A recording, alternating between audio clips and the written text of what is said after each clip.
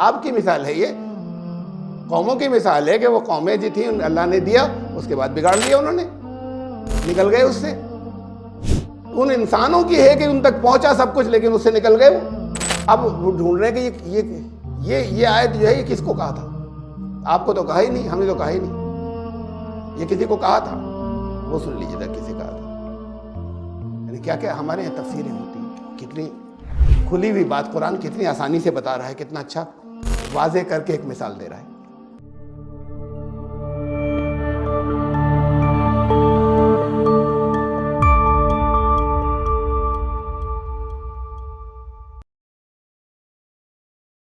Subscribe the channel and press the bell icon to get an update. اعوذ باللہ من الشیطان الرجیم، بسم اللہ الرحمن الرحیم۔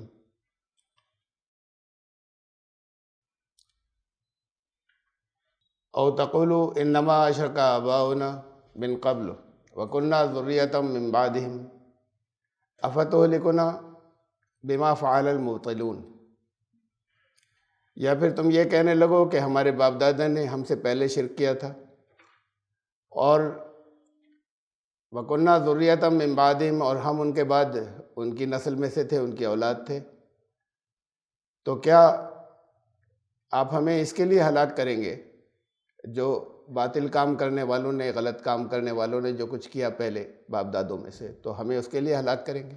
اصل میں یہ آیت جو ہے 173 جہاں سے درس آج کا شروع ہو رہا ہے، سورہ الاعراف کی 173، یہ پچھلے جو دو آیتیں ہیں ان کے سلسلے سے جڑی ہوئی آیت ہے۔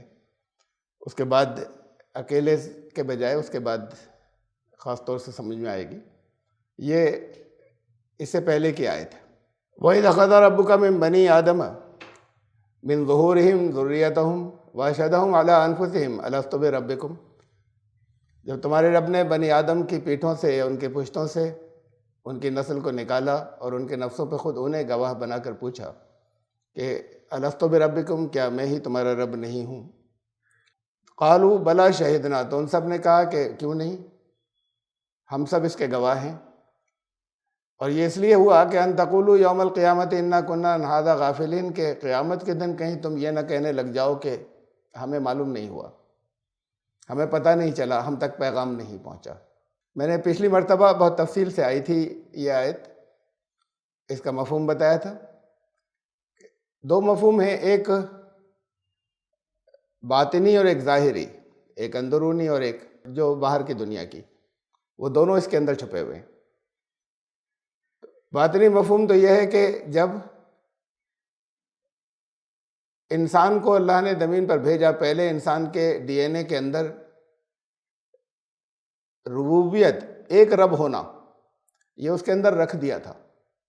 جینیٹیکلی جو ڈی این اے کے اندر بہت سی ٹریٹس ہوتے ہیں طرح طرح کے جو نسلوں میں ٹرانسفر ہوتے ہیں، اس میں بہت سی عادتیں، رجحانات بھی ہوتے ہیں۔ وہاں اللہ نے یہ جینیٹیکلی رکھ دیا تھا حضرت آدم کے اندر، جو تمام نسلوں میں جانا تھا کہ رب ایک ہے۔ اور میں نے توجہ دلائی تھی کہ اسی لیے توحید سمجھانا سب سے زیادہ آسان ہوتا ہے، لوگ عمل میں نہ لائیں لیکن حامی بڑی تعداد فوراً بھر لیتی ہے جب ان سے ایک کی بات کی جاتی ہے کہ وہی ہمارا رب ہے، اس لیے کہ ان کے اپنے ٹریٹس کے اندر ہے، ان کی سوچنے کے انداز و صفات کے اندر ہے، جس پہ کچھ پردے پڑ گئے تھے۔ آپ اگر کوئی باتیں کرتے ہیں تو ذرا سے وہ پردے ہٹتے ہیں، ان کے اندر سے ہے یہ بات پہلے سے موجود، اللہ نے رکھی تھی۔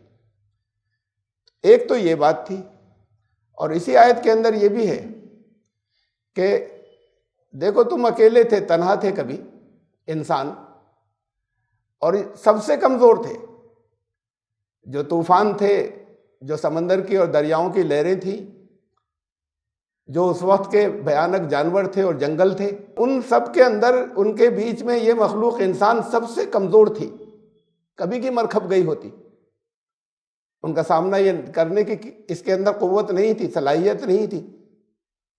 یہ اس ایک کی ربوبیت ہی تو چل رہی ہے کہ تمہیں یہاں تک لایا اور تم کنٹرول کرتے چلے گئے سب کے اوپر۔ تمہارے اس دور کے معلوم نہیں کتنے فنا ہو گئے جو بہت طاقتور تھے، لیکن انسان یہاں تک بڑھتا چلا آیا۔ تو جب تک یہ کسی ایک کے ہاتھ میں یہ سارا انتظام نہ ہو اس کو پروان چڑھانے کا، اور جب تک کسی ایک کے ہاتھ میں نہ ہو کہ تمہیں طوفانوں سے بھی بچا کر لائے، تمہیں سمندروں سے بھی بچا کر لائے، تمہیں ہواؤں سے بھی بچا کر لائے، تمہیں جنگلات اور جنگلی جانوروں سے بھی بچا کر لائے، اور پھر تم اتنے ترقی یافتہ اسٹیج کے اوپر آ جاؤ، یہ سب جب تک کسی ایک کے کنٹرول میں نہیں ہوگا تو یہ ممکن نہیں تھا۔ یہ تمہارے اب سوچنے کی بات ہے۔ جب اس ارتقاء کے اندر اس وکست جو تمہاری اسٹیج ہے اوستھا، وہاں تک جب تم آ گئے، اب سمجھدار ہو تو تم غور و فکر کرو تو تمہاری سمجھ میں آنا چاہیے کہ پھر وہ ایک ہی ہے، یہ الگ الگ نہیں ہو سکتے جن کے ہاتھوں میں الگ الگ انتظام ہوتے۔ تو وہ تمہیں پروان چڑھا کر ربوبیت کا سامان ہم پہنچا کر یہاں تک لے آیا جہاں پر تم نے ان سب کو کنٹرول کرنا شروع کر دیا۔ یہ ہے گواہی، اصل میں یہ زبان حال ہے، زبان قال نہیں ہے۔ اس کا فرق میں کئی مرتبہ بہت سی آیاتوں کے ذیل میں سمجھا چکا ہوں۔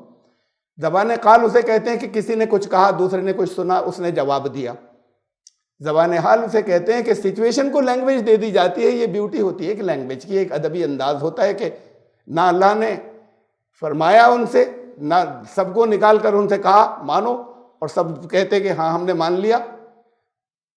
اگر ایسا ہوا ہوتا، اور اس کو دلیل کے طور پہ اللہ استعمال کر رہا ہے کہ پھر تم بات کو یہ نہ کہہ سکو یہ اس لیے ہوا تھا، قیامت کے دن یہ نہ کہہ سکو کہ ہمیں خبر نہیں تھی، ہم تک کوئی پہنچا نہیں، یہ تو تمہارے اندر تھا۔ تو اگر وہ سوال جواب سچ مچ لٹرلی ہوئے ہوتے اور اس کا حوالہ بھی دیا جا رہا ہے کہ یہ اس لیے کیا تھا، تو پھر وہ یاد ہوتا، سب کو ذہنوں کے اندر موجود ہوتا۔ یہ جب کسی سے کہا جائے کہ تم نے تو خود اقرار کیا تھا، اب مسلمان مان لیں، قرآن پر ایمان لانے والے کہ ہاں صاحب قرآن میں ہے تو کیا تھا، باقی کیوں سے مان لیں کہ کب اقرار ہوا تھا، کیسے ہوا تھا، ہم نے کب ہاں کہی تھی، جب تک وہ ذہنوں کے اندر ہو نہیں۔ تو یہ کوئی دلیل نہیں ہے کہ ہم نے اس لیے کیا تھا کہ تم کہہ نہ سکو، جب تک وہ بات تمہیں یاد نہ ہوتی۔ تو پھر یہ زبان قال ہے، یہ ایسا نہیں کہ نکالا اور اس وقت عہد لے لیا، ایسا عہد لینا بیکار ہے جو یاد نہ رکھا، جو بھلانا اسی کے ہاتھ میں اور اس نے بھلا دیا اور کسی کو یاد نہیں۔ یہ تمہارے نیچر میں رکھا اس نے، تمہارے ڈی این اے کے ذریعے۔ اور یہ تم جب اس اسٹیج تک آ گئے تو پچھلی جو تاریخ کے اوپر نظر ڈالو کہ وہ پھر ایک ہی ہے جو تمہیں یہاں تک لا سکتا ہے، جس کا کنٹرول تمام قوتوں کے اوپر ہے، کہ ان سے بچا کر تمہیں یہاں تک لے آیا۔ یہ تمہارے غور و فکر، یہ ہے گواہی، یہ حالات کی گواہی ہے، یہ سچویشن کی گواہی ہے کہ جب بھی یہ تمہارے سوال ذہنوں کے اندر اٹھے کہ کیا وہ ایک نہیں ہے، تو تمہیں کہنا پڑے گا کہ وہ ایک ہی ہے۔ اصل میں یہ ہے گواہی۔ یہ تو یہ آیت گزری تھی، میں نے بہت تفصیل سے لی تھی۔ اس کے بعد پھر اسی سے ریلیٹڈ آیت ہے اگلی، جو آج کے درس یہاں سے شروع ہوا، پچھلا وہاں ختم ہو گیا تھا۔ اور تقولو، اس لیے بھی کیا یہ کہ پھر تم یہ نہ کہہ سکو انما اشرک آباؤنا من قبل وکنا ذریۃ من بعدہم، ہم تک کوئی پہنچا نہیں، یہ شرک تو ہمارے پرکھوں نے کیا تھا اور ہم ان کی نسل سے چلے آ رہے ہیں، تو ہم پھر وہی کرتے چلے آ رہے ہیں جو وہ کرتے تھے۔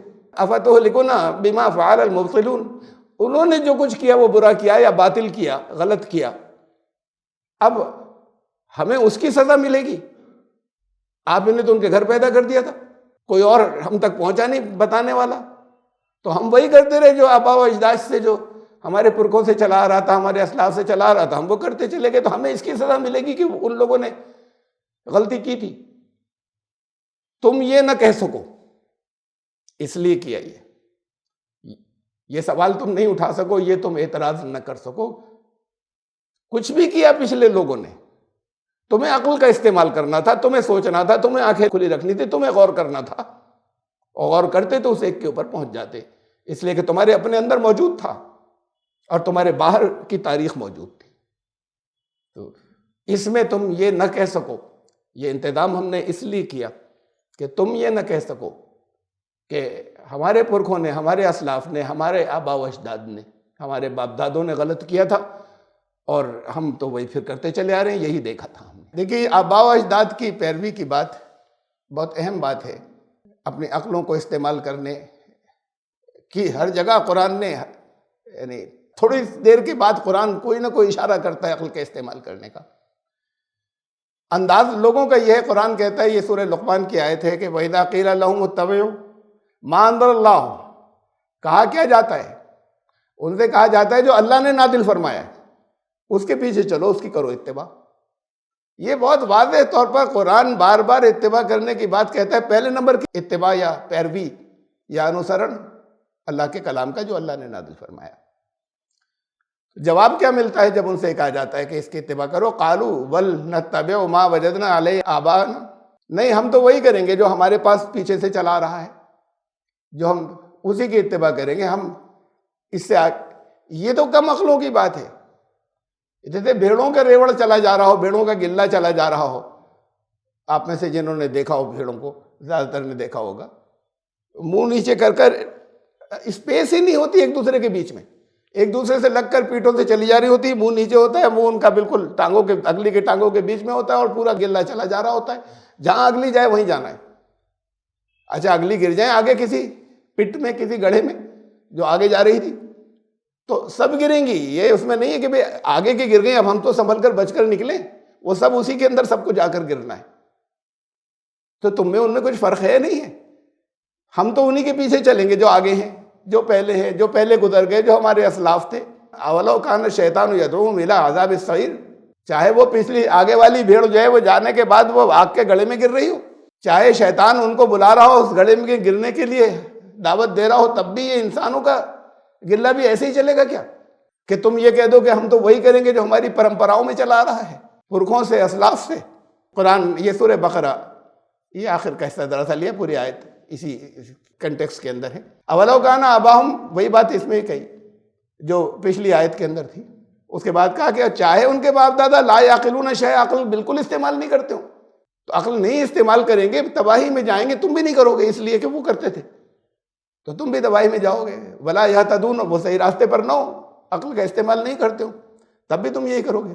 بڑی اہم بات ہے کہ قرآن نے آپ سے اتباع کرنے کو کہا، پیروی کرنے کو کہا، اس کی جو اللہ نے نازل فرمایا اور اس کی جو رسول اللہ صلی اللہ علیہ وسلم نے کیا، بس۔ صحابہ بھی نہیں اس کے بعد سارے، آپ تو اسلاف کی باتیں کرتے ہیں، قرآن کسی جگہ یہ نہیں کہتا کہ ان کی صحابہ کی پیروی کرنا، اتباع کرنا، اللہ کی بات یا رسول کی اتباع۔ اب یہ موضوع تو گزر چکا کہ رسول کی اتباع کے لیے رسول اللہ صلی اللہ علیہ وسلم کے نام سے ہم تک جو کچھ پہنچا ہے اس کو ہم کیسے سارٹ آؤٹ کریں، اس لیے کہ اس میں ملاوٹیں بھی ہو گئی، یہ الگ بات ہے۔ لیکن اتباع بس یہاں ہے، صحابہ میں سے چند کی، سب نہیں۔ لیکن اس میں پھر ایسا ہے کہ دیکھیے یہ قرآن کی آیت سورہ توبہ کی، وَالسَّابِقُونَ الْأَوَّلُونَ مِنَ الْمُهَاجِرِينَ وَالْأَنصَارِ، اتنے سے الفاظ کو پہلے بہت غور سے سمجھ لیے۔ سابقون الاولون من المہاجرین والانصار، انصار و مہاجرین میں سے اولین جو تھا، اب بہت بڑی تعداد تو نہیں جانتی، آپ لوگ جانتے ہیں اولین و آخرین کا فرق۔ اولین جو رسول اللہ صلی اللہ علیہ وسلم سے شروع ہوئے اور کب تک چلے، ان اولین میں سے جو مہاجرین اور انصار میں سے مہاجرین اور انصار تھے، ان میں بھی جو پہلے تھے، سبقت جنہوں نے کی تھی، سب نہیں، مہاجرین میں سے سب نہیں۔ مہاجرین کون تھے؟ جو ہجرت کر کے گئے تھے ظلموں کی وجہ سے، سب صحابی تھے، سب رسول اللہ صلی اللہ علیہ وسلم کے ساتھی تھے نا، وہ جتنے گئے تھے، کہا سب نہیں، ان میں سے بھی جو پہلے تھے، بس شروع کے تھے۔ اب یہ لمٹ تو ہم نہیں لا رہے کہ کتنے شروع کے، اس پر بحث نہ کریں۔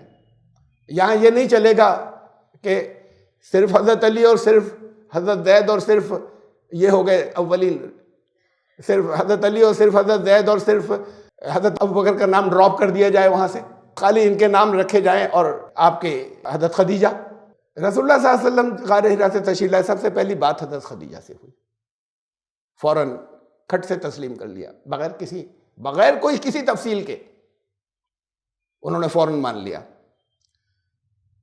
گھر میں تھے حضرت علی، انہوں نے فوراً مان لیا۔ اہل خاندان میں سے بہت سے لوگوں نے بہت وقت لگایا ماننے میں، جنہوں نے مانا کچھ آخر تک مخالف رہے۔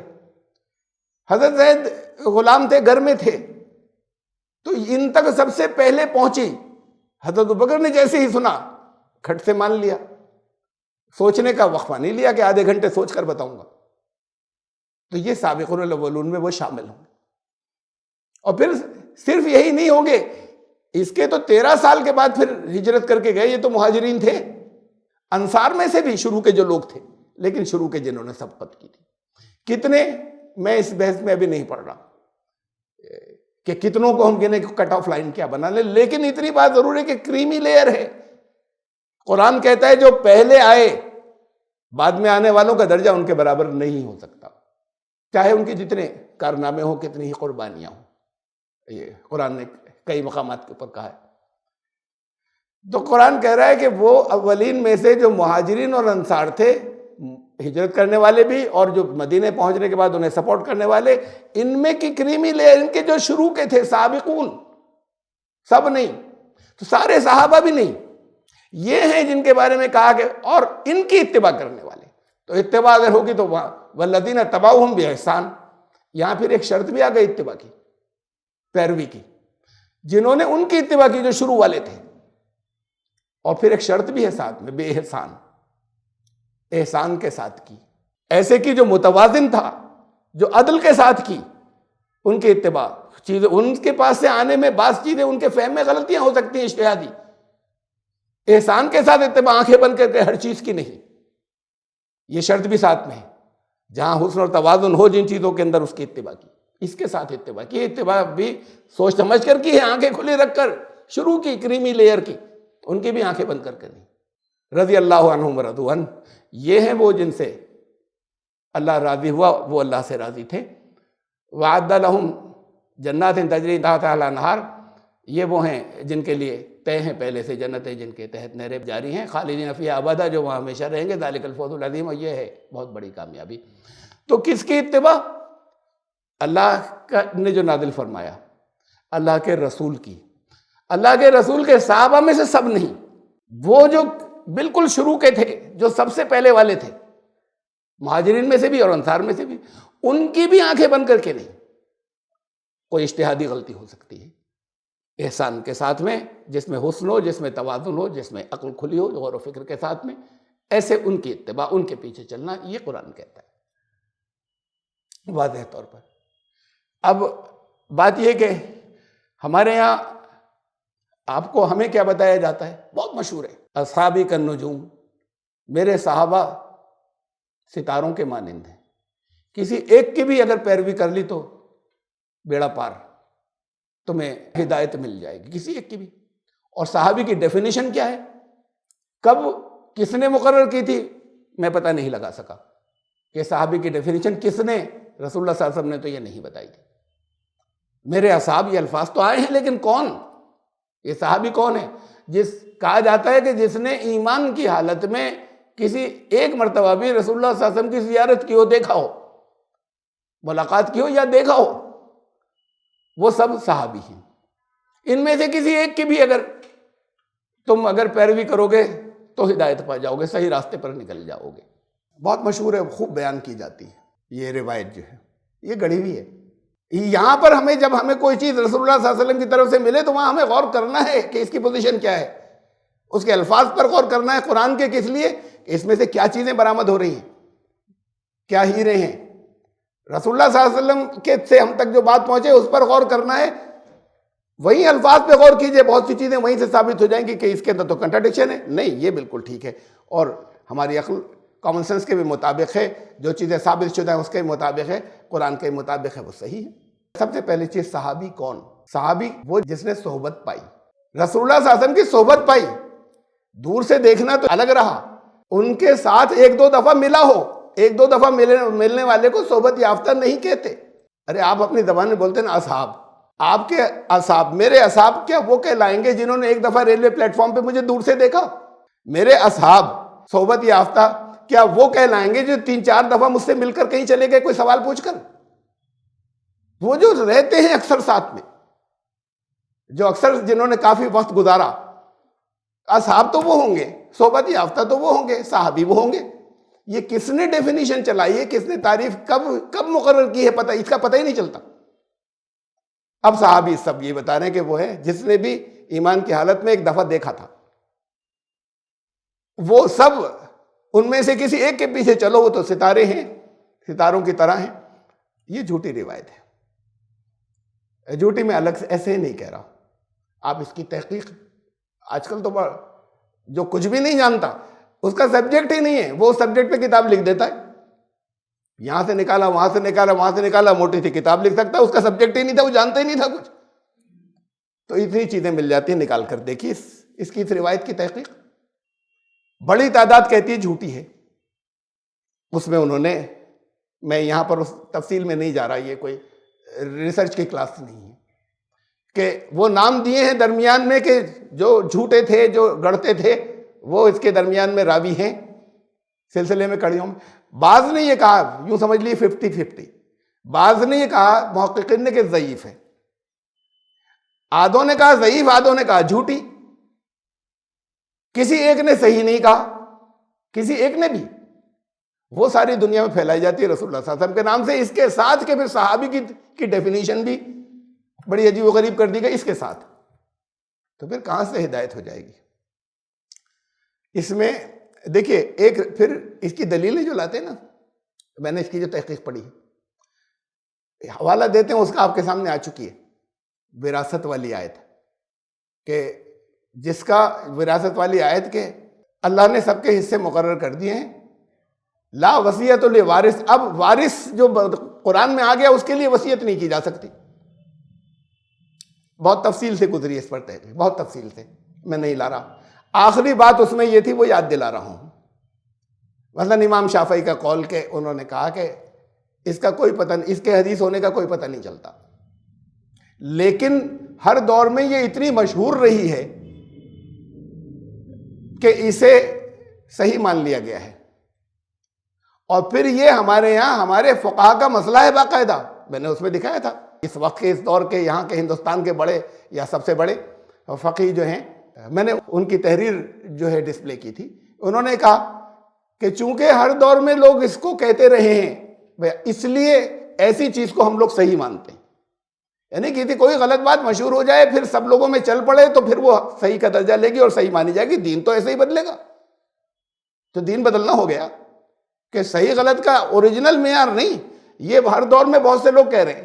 اس کے ساتھ بھی یہی ہوا، اس کی تحقیق میں آیا کہ ہر دور میں بہت سے لوگ کہہ رہے ہیں، اس لیے اسے صحیح مان رہے ہیں. اور پھر کہتے ہیں کہ نہیں، ایک اس کے مطلب کی، مفہوم کی، اس کے میننگ کو سپورٹ ملتی ہے مسلم کی ایک حدیث سے.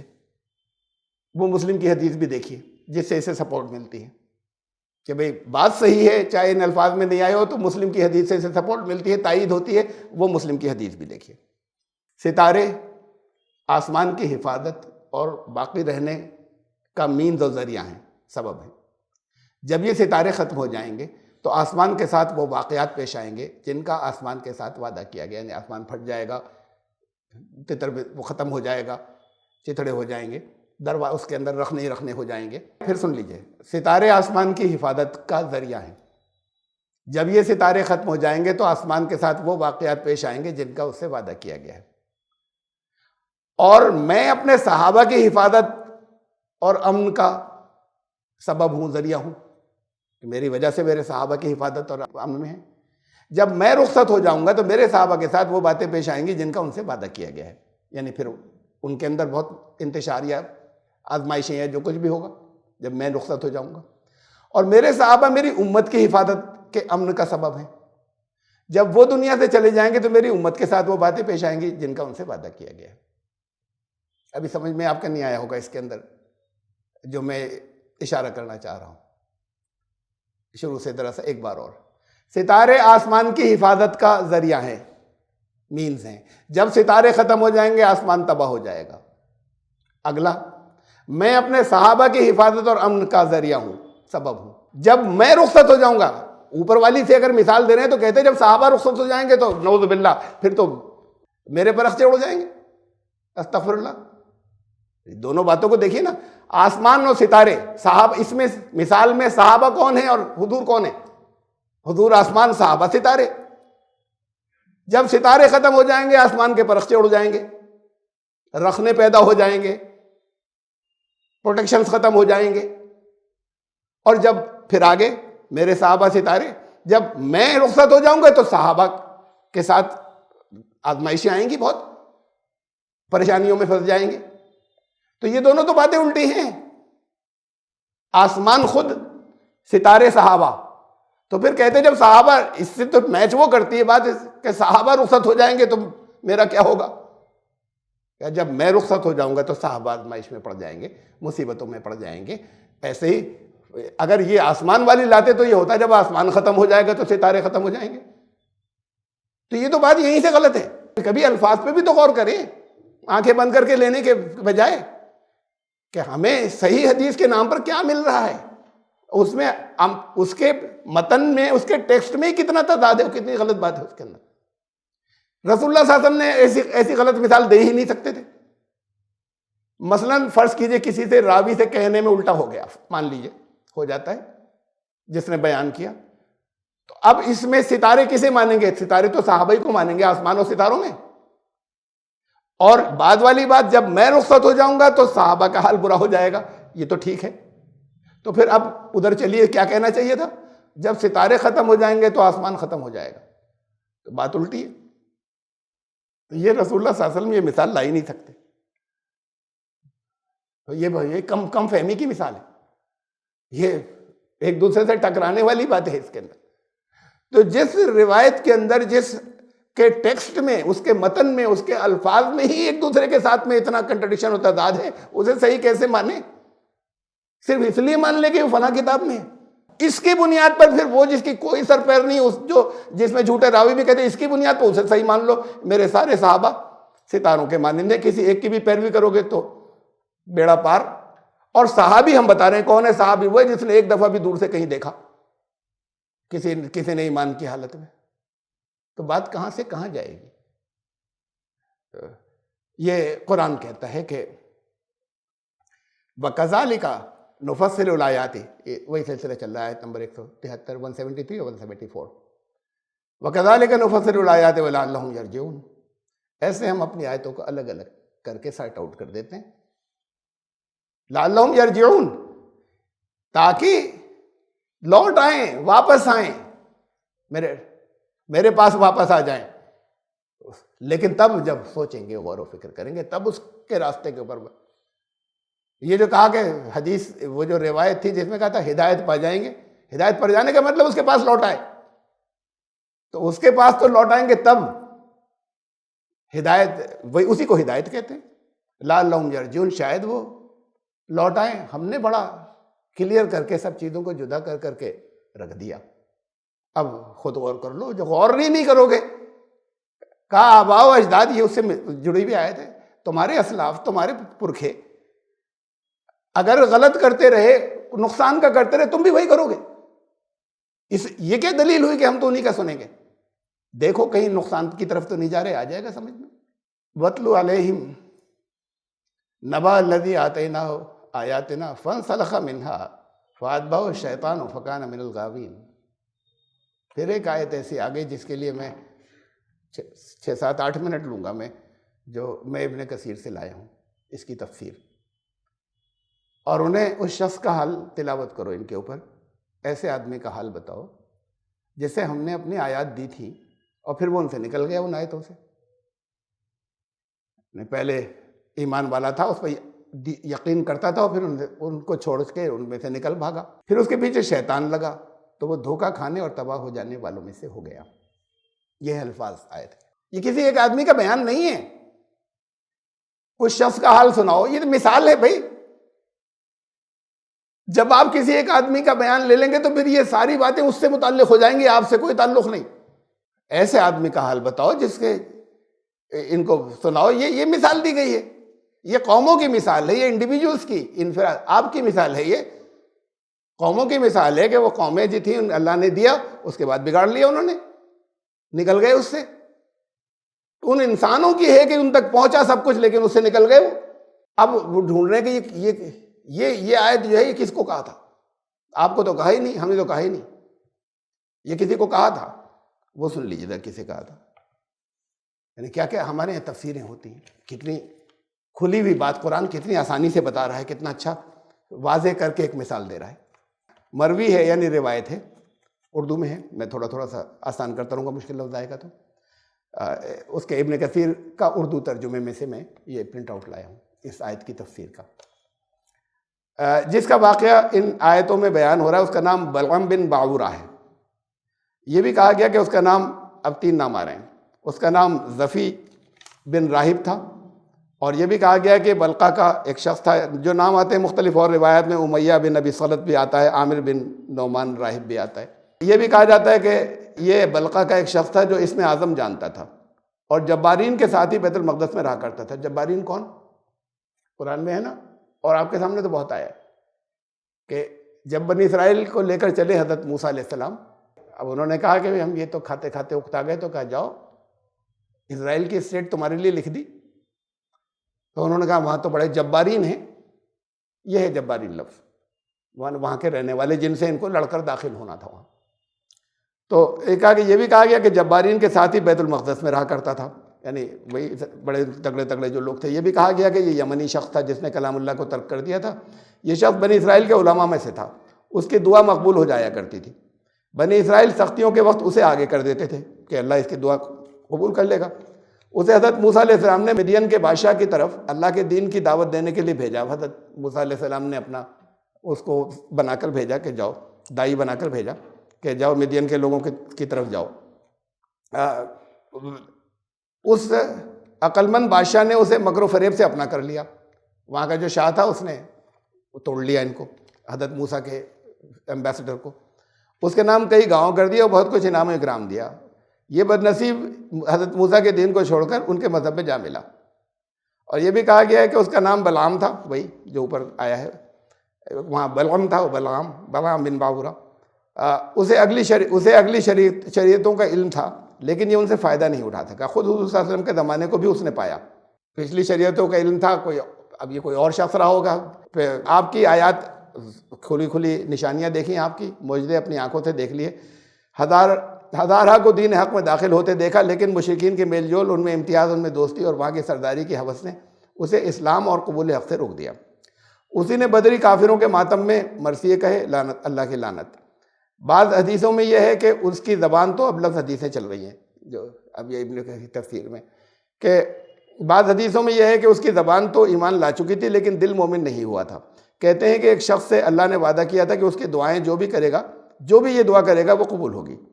اس کی بیوی نے ایک مرتبہ اس سے کہا کہ 3 دعاؤں میں سے ایک دعا میرے لیے کر لیجئے، یہ 3 اللہ نے آپ سے کہی ہیں۔ اس نے منظور کر لیا۔ پوچھا کیا دعا کرانا چاہتی ہو؟ جو یہ کہانیاں چاہتی ہیں نا بہت سے ہمارے، اتنے ور دیے، 3 ور دیے تھے، 3 مانگ لینا، تو یہ 3 ور دیے گئے تھے۔ اللہ نے کہا تھا 3 دعائیں تمہاری قبول ہوں گی۔ تو بیوی نے کہا ایک میرے لیے کر دو دعا، تو اس نے کہا منظور کر لیا۔ پوچھا کیا دعا کرانا چاہتی ہو؟ اس نے کہا یہ اللہ مجھے اس قدر حسن و خوبصورتی عطا فرمائے کہ مجھ سے زیادہ حسین عورت بنی اسرائیل میں کوئی اور نہیں ہو۔ بیوی نے مانگا، اس نے کر دی دعا، وہ بہت حسین ہو گئی۔ اب اس نے پر نکالے، اپنے میاں کو، اپنے شوہر کو محض بے حقیقت سمجھنے لگی۔ بڑے بڑے لوگ اس کی طرف جھکنے لگے اور یہ بھی ان کی طرف مائل ہونے لگی۔ اب یہ بہت کوڑا اس سے۔ اب انہوں نے اپنی دوسری دعا استعمال کی، وہ دوسرا ور اللہ سے دعا کی، اللہ اسے کتیا بنا دے۔ یہ بھی منظور ہو گئی، وہ کتیا بن گئی۔ اب اس کے بچے ہوئے، اب اس کے بچے آئے، انہوں نے گھیر لیا۔ وہ تو کتیا بن گئی تھی، بچے آئے تو انہوں نے گھیر لیا۔ اور اب بچے کہنے لگے کہ یہ کیا غضب کیا، لوگ ہمیں تانا دیتے ہیں کہ تم کتیا کے بچے ہو، تو یہ آپ نے کیا کر دیا، ہمارے اوپر بڑا ظلم کر دیا، سب ہمیں کتیا کے بچے کہتے ہیں۔ تو اب آپ دعا کیجئے کہ اللہ اسے اس کی اصلی حالت میں پھر لا دے۔ اس نے تیسرا ور بھی مانگ لیا، وہ تیسری دعا بھی مانگ لی، جو 3 دیے گئے تھے وہ بھی قبول ہو گئی۔ تو وہ دوبارہ پھر اپنی پہلی شکل کے اوپر آ گئی۔ تینوں دعائیں ایسے ہی ضائع ہو گئیں اور یہ خالی ہاتھ بے خبر رہ گیا۔ یہ ہے اس کا آیت کی تفسیر۔ اور دیکھ لیں، مشہور بات تو یہ ہے کہ بنی اسرائیل کے بزرگوں میں سے ایک شخص تھا۔ بعض لوگوں نے یہ بھی کہہ دیا کہ یہ نبی تھا، یہ محض غلط و باطل و جھوٹ ہے، بس ہم نبی تو نہیں مان رہے، لیکن باقی سب چیزیں ٹھیک ہیں۔ کہ حضرت موسیٰ علیہ السلام جب قوم جبارین سے لڑائی کے لیے بنی اسرائیل کے ہمراہی میں گئے تو انہیں جبارین میں، یعنی وہی وہاں کے لوگ، اسرائیل کے لوگ، ان میں بلغام نامی یہ شخص تھا۔ اس کی قوم اور اس کے قرابتدار چچا وغیرہ سب اس کے پاس آئے اور کہا کہ موسیٰ اور اس کی قوم کے لیے آپ بد دعا کیجئے۔ ان سے جنگ ہونی تھی، یہ وہاں پہنچا تو انہوں نے کہا کہ آپ ذرا بد دعا کیجئے۔ اس نے کہا یہ نہیں ہو سکتا، اگر میں ایسا کروں تو میری دنیا آخرت دونوں خراب ہو جائیں گی، لیکن قوم سیر ہو گئی۔ یہ بھی مروت میں آ گیا، بد دعا کی، اللہ نے اسے کرامت چھین لی اور اسے اس کے مرتبے سے گرا دیا۔ صدی رحمۃ اللہ علیہ کہتے ہیں کہ جب بنی اسرائیل کو وادی تہ میں 40 سال گزر گئے تو اللہ نے حضرت یوشع بن نون کو نبی بنا کر بھیجا۔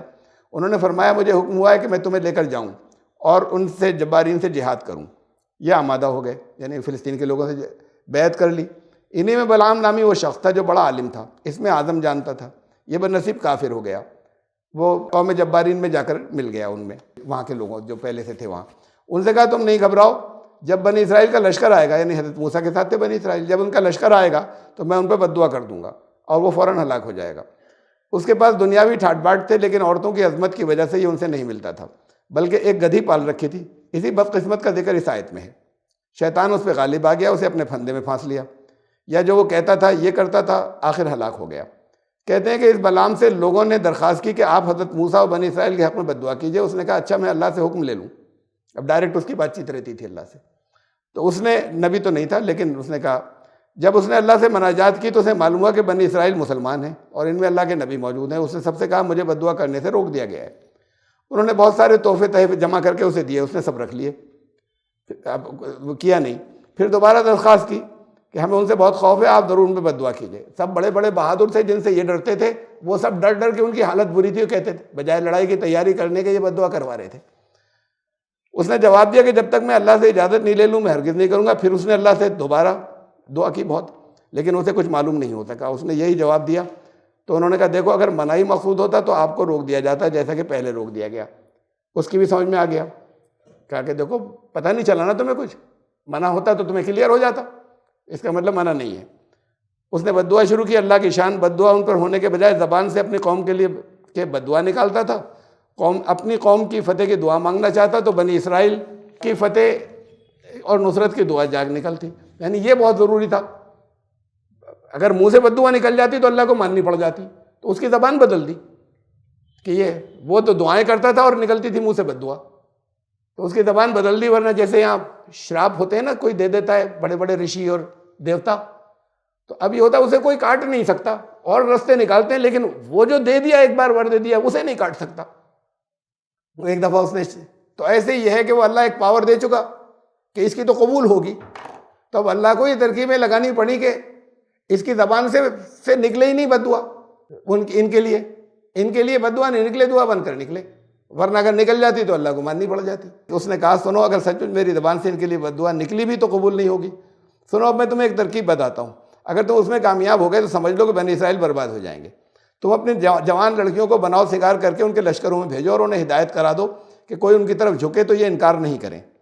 ممکن ہے اس وجہ سے یہ لوگ جو ہیں وہ زنا کاری میں مبتلا ہو جائیں، اور اگر یہ ہوا تو یہ حرام کاری اللہ کو پسند نہیں ہے، تو اسی وقت ان پہ عذاب ہو جائے گا اور یہ تباہ ہو جائیں گے. ان بغیرتوں نے اس بات کو مان لیا اور یہی کیا.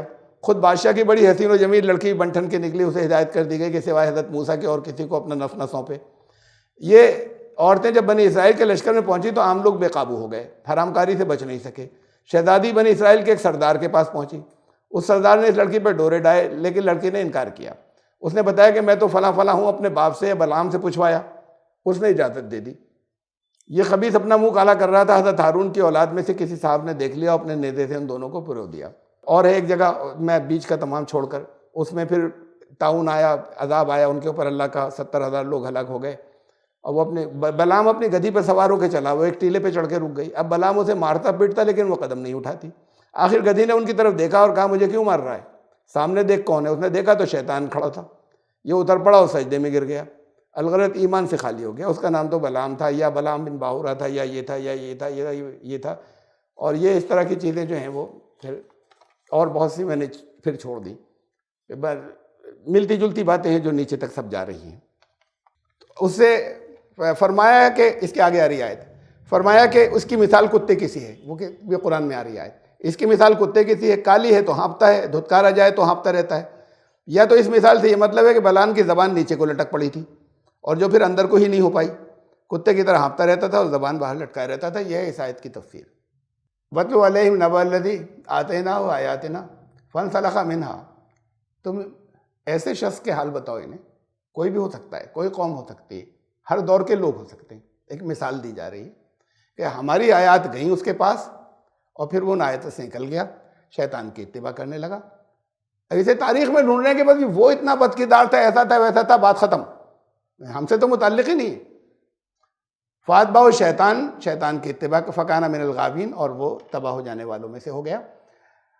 یہ اس کے ساتھ جڑی ہوئی ہے، یہ آگے جو بات آ رہی ہے آگے، وَلَوْ شِئْنَا لَرَفَعْنَاهُ بِهَا، ہم تو چاہتے تھے کہ بڑی بلندیوں پہ پہنچ جائے، بہا اس قرآن کے ذریعے، یہ قرآن ان کو بڑا اونچا لے جائے.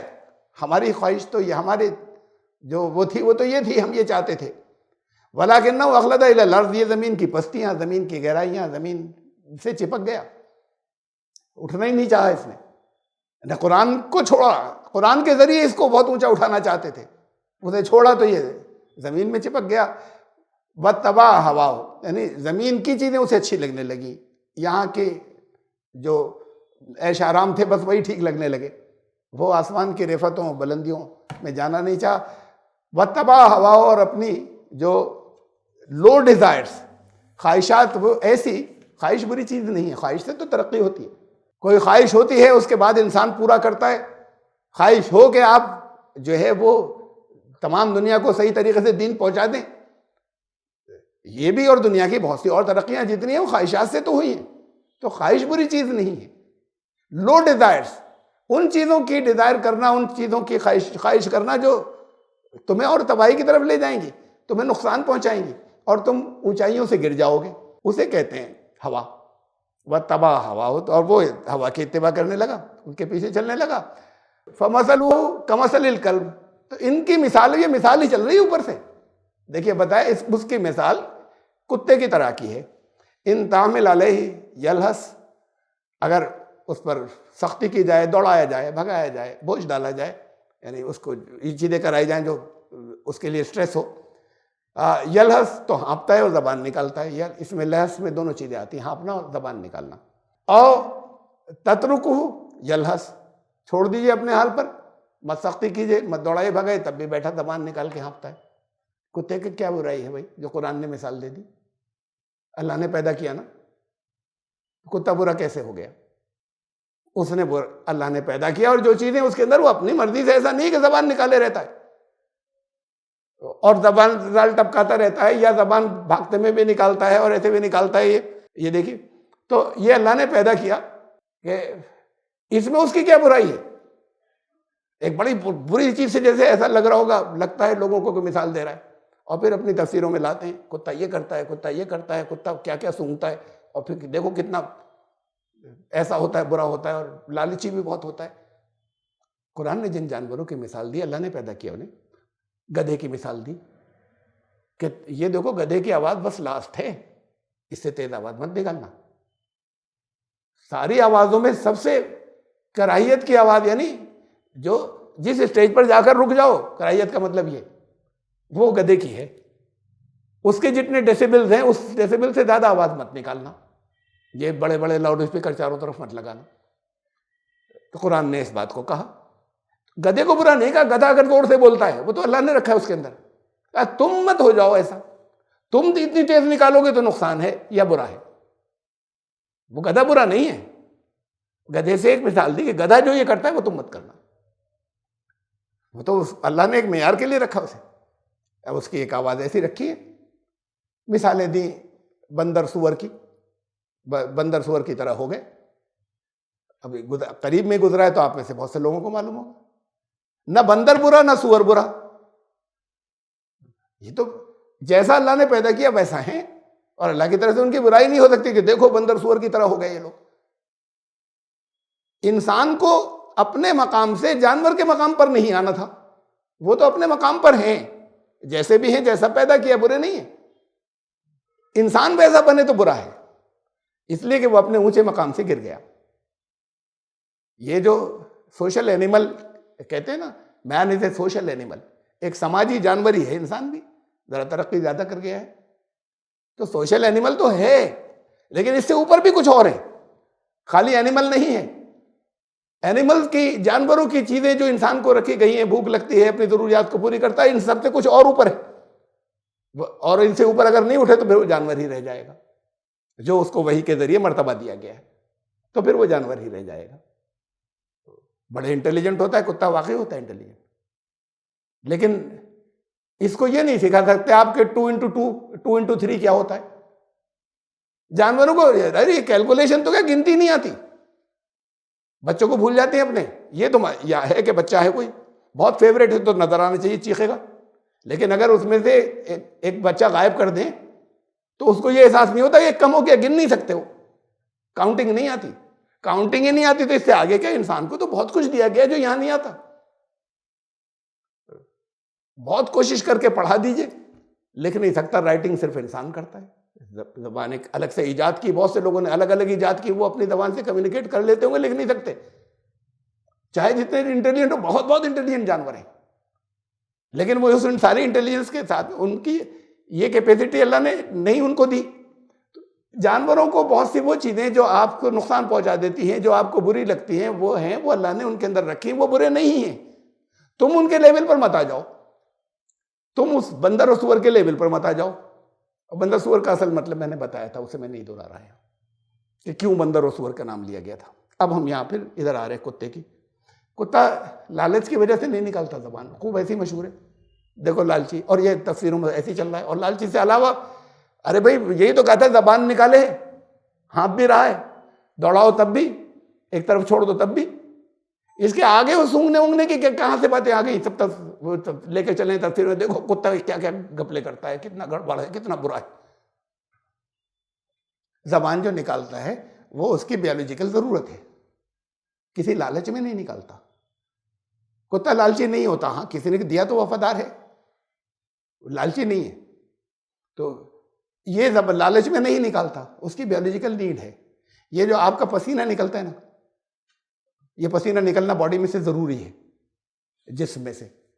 تو اندر کی جو گرمی ہے، پسینہ نکلتا ہے تو اندر پھر ٹھنڈک آتی ہے اس سے. اس کے اندر یہ پسینے کے گلینڈز نہیں ہوتے، نہیں کے برابر، تو پسینہ نہیں آتا. اس کے لیے یہ زبان نکالتا ہے. یہ زبان جو باہر نکالتا ہے، وہ زبان جو ہر وقت گیلی رہتی ہے، اس کے ذریعے اس کے جسم میں ٹھنڈک جاتی ہے. پسینے کے بجائے اللہ نے اس کے بیولوجیکلی ایسے بنا، یہ انتظام کیا ہے.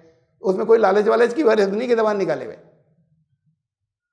یہ اس کا جسم کو ٹھنڈک پہنچانے کا ایک نیچرل طریقہ ہے.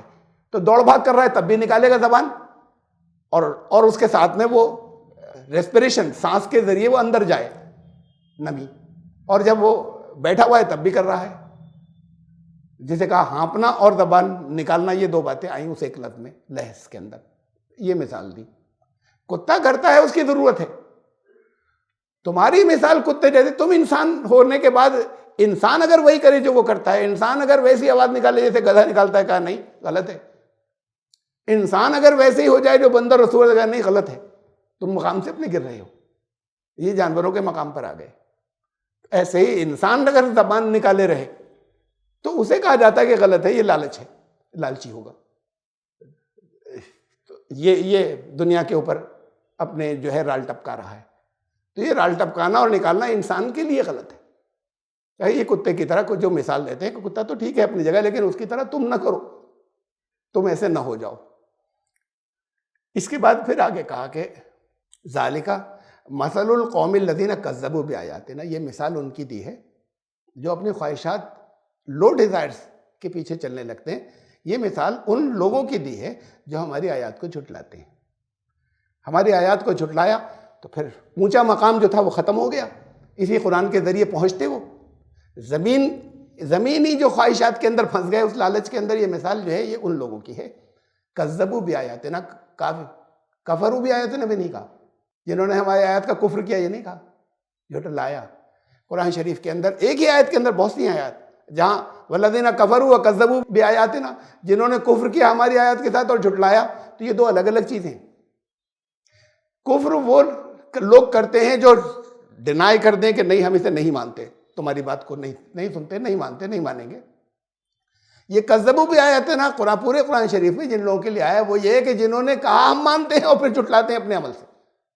یہ سب ان کے، یہ جھٹلانا ان کے لیے آیا کہ کہہ رہے ہیں مان رہے ہیں اور اپنے اور جھٹلا رہے ہیں، اسے چاروں طرف جھٹلا رہے ہیں.